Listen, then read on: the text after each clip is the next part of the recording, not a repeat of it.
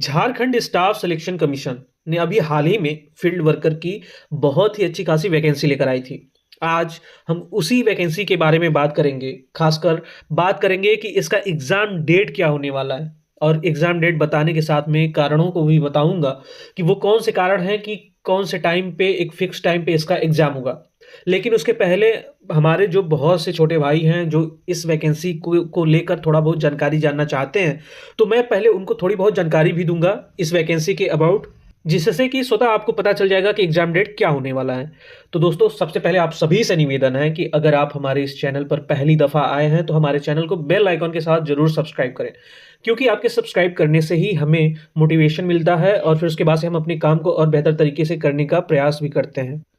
और साथ ही साथ इस वीडियो को भी लाइक कर दीजिए। और इस दरमियान जब मैं आपको सारे प्रोसेस के बारे में बताऊंगा, तो फिर उसके बाद से अगर आपके मन में कोई डाउट्स रहता है तो आप कमेंट बॉक्स में उसी टाइम ज़रूर मुझसे पूछना, जिसका मैं जवाब या तो कमेंट बॉक्स में ही रिप्लाई करके दे दूंगा या फिर उसके बाद से नेक्स्ट वीडियो में आपके क्वेश्चंस का आंसर दे दूंगा। तो वीडियो को स्टार्ट करने से पहले एक बार फिर से कहता हूँ कि चैनल को बेल आइकन के साथ जरूर सब्सक्राइब करें।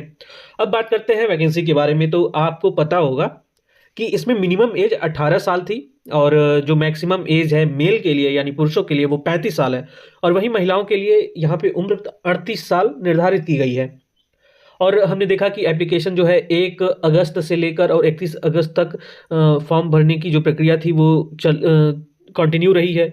फिर उसके बाद से करेक्शन का जो समय रहा है 6 से 8 सितंबर के बीच में रहा है, लेकिन एग्ज़ाम डेट लिखा था कि एज पर शेड्यूल, यानी कि समय पर आपको बताया जाएगा कि एग्ज़ाम कब होगा।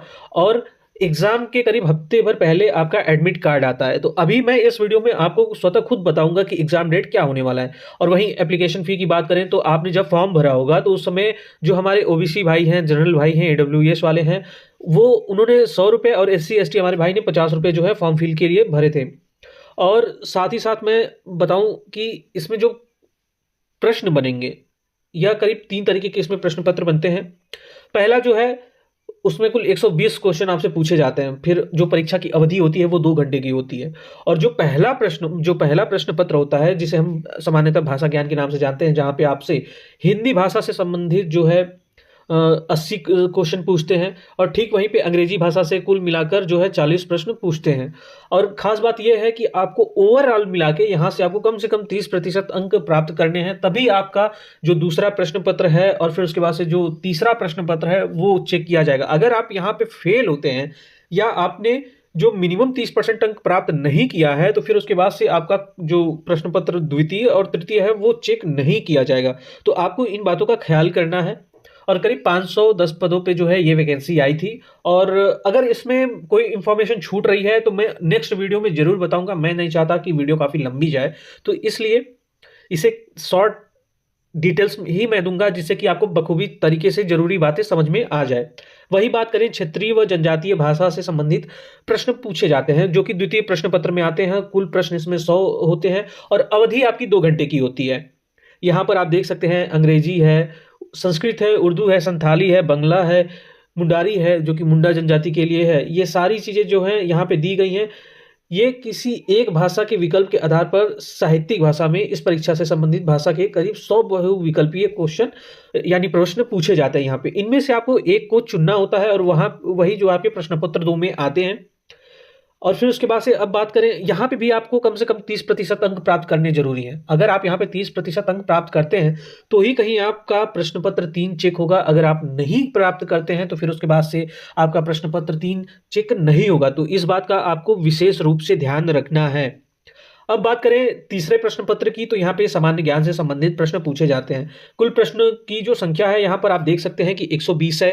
और फिर उसके बाद से जो परीक्षा की अवधि है आपको जो दी गई है वह 2 घंटे की है। तो दोस्तों, सबसे पहले यहाँ पे 40 प्रश्नों का पूछा जाता है सामान्य अध्ययन, यानी सामान्य अध्ययन आपसे 40 प्रश्न का पूछा जाएगा। और वहीं झारखंड राज्य से संबंधित जो ज्ञान है, मतलब उससे संबंधित जो मतलब विशेष रूप से झारखंड से संबंधित वहाँ की नदियों के बारे में, वहाँ पहाड़ पठार, वहाँ की भौगोलिक परिस्थिति कैसी है, वहाँ की राजनीतिक परिस्थिति कैसी रही है, और झारखंड का जो पर्टिकुलर जियोग्राफिकल और हिस्टोरिकल मतलब फील्ड रहा है उसकी क्या पटकथा रही है, ये सारे क्वेश्चन यहाँ से आपको पूछे जाते हैं। यहाँ पे कितने विश्वविद्यालय हैं, कितने राज्य विद्यालय हैं और यहाँ की क्या खास चीज़ें हैं जो कि झारखंड के बारे में जानने लायक है। ये सारे क्वेश्चन यहाँ पे आपसे पूछे जाते हैं जो कि 50 प्रश्न के होते हैं।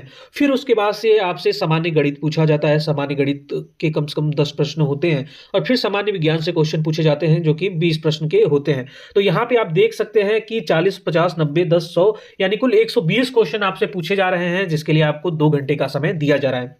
अब बात करें कि इसका एग्जाम डेट क्या होने वाला है, तो दोस्तों इसका एग्जाम डेट आपका 10 मार्च के आसपास देखने को मिलेगा। यानी कि आप 10 मार्च के आसपास जो है इसका एग्जाम देखने को मिलेगा। इधर एग्जाम होने की संभावना थोड़ी कम दिख रही है क्योंकि अभी भी आयोग जो है ठंडे बस्ते में पड़ा हुआ है, यानी ठंडी के मौसम में सो रहा है। अभी इसकी जो कोई गतिविधि ऐसी नहीं दिख रही हमें कि वो एग्जाम एक सही समय पे करा लें, क्योंकि अभी भी जो मतलब परीक्षार्थी हैं, जो अभ्यर्थी हैं, जो इसको लीड कर रहे हैं, वो आयोग के पास बार-बार जा रहे हैं, लेकिन आयोग की तरफ से कोई भी जवाब सही और सटीक नहीं मिल रहा है, जिससे बच्चे संतुष्ट हों और उन्हें लगे कि हाँ भाई एग्ज़ाम जो है पास है या लेट्स लतीफ़ी से होगा या कब होगा, ऐसा कुछ जानकारी नहीं मिल रहा है। लेकिन उस हिसाब से जो इसके एक बड़े अधिकारी हैं, उनसे पता चला है कि ये जो एग्ज़ाम होगा वो 10 मार्च के आसपास आपको इसका नोटिफ़िकेशन देखने को मिलेगा कि हाँ 10 मार्च के आसपास जो है पता चलेगा कि आपका एग्ज़ाम कब आने वाला है। तो समझ जाइए कि या तो उसके 5 से 10 दिन पहले ये बातें हो सकती हैं या फिर 5 से 10 दिन बाद ही बातें हो सकती हैं, लेकिन 10 मार्च के आसपास आपको नोटिफ़िकेशन ज़रूर देखने को मिलेगा कि आपका एग्ज़ाम कब कंडक्ट कराया जा रहा है। लेकिन फिलहाल मैं बता दूँ आपके पास अभी भी 2 से 3 महीने का समय है। कुछ लोग अपनी पारिवारिक ज़िम्मेदारियों की वजह से या किन्हीं कारणों से अभी भी एग्ज़ाम को सही तरीके से प्रिपेयर नहीं कर पाए हैं, तो उन सभी से निवेदन है कि अभी भी समय है, चेत जाइए, समझ जाइए, अभी आपके पास पर्याप्त समय है और आप अपनी तैयारी को एक सही दिशा देने के लिए बेहतर होगा कि कोई एक नामी-गामी इंस्टीट्यूट को पकड़ लीजिए और उसका क्लास परचेज़ करके एक बेहतर तरीके से अपनी तैयारी को एक नई दिशा दीजिए और सिलेक्शन लीजिए, क्योंकि वैकेंसियाँ बहुत कम हो गई हैं। आप देख सकते हैं कि कितनी वैकेंसी निकल रही है इतने बड़े प्रदेश में, इतनी बड़ी आबादी के बीच में। तो बेहतर आपके लिए यही होगा कि जितना भी समय आपके पास बचा हुआ है, आप कोई क्लास परचेज़ कीजिए और जल्द से जल्द अपने सिलेबस को कंप्लीट कीजिए। फिर उसके बाद से रिवीजन कीजिए, रिवीजन करने के बाद हो सके तो मॉक भी लगाइए। तो आप सभी से जाते-जाते एक बार फिर से कहूँगा कि अगर आप चैनल पे पहली बार हैं तो इस चैनल को बेल आइकन के साथ सब्सक्राइब कीजिए और इससे रिलेटेड मैं अभी और भी बहुत सारे अपडेट्स वीडियो और जिसके बारे में मैं थोड़ा बहुत डिटेल्स भी बताऊँगा और भी वीडियो लेकर आऊँगा, तो इस चैनल को बेल आइकन के साथ सब्सक्राइब कीजिए।